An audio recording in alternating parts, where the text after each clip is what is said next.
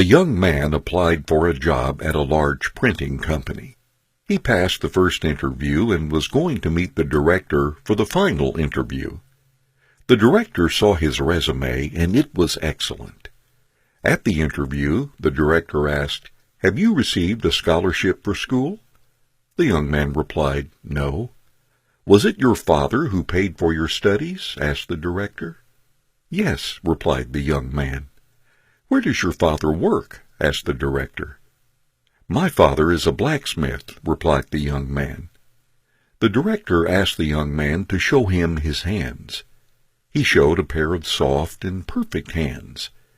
"Have you ever helped your parents at their job?" asked the director. The young man said, "Never. My parents always wanted me to study and read more books. Besides, he can do the job better than me." The director responded, "I have a request.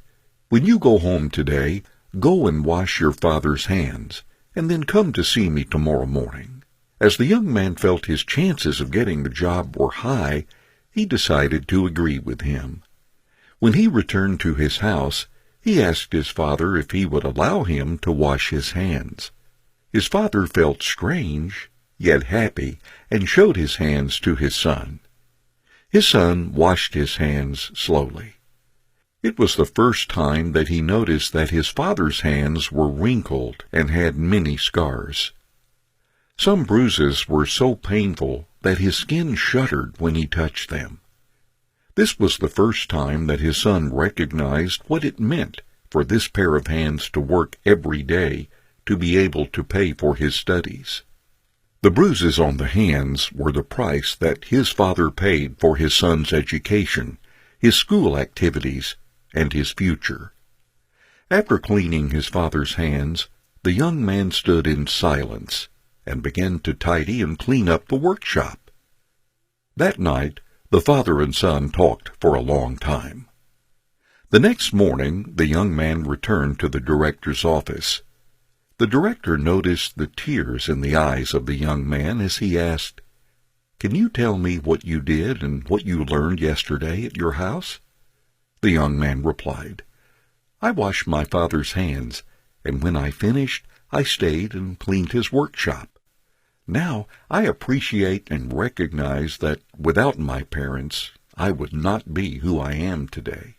By helping my father, I now realize how difficult and hard it is to do something on my own. I have come to appreciate the importance and the value in helping the family." The director said, "This is what I look for in my people. I want to hire someone who can appreciate the help of others, a person who knows the hardship of others to do things, and a person who does not put money as their only goal in life. You are hired." Children who always get what they want develop "I have the right" mentality and always put themselves first, ignoring the efforts of their parents.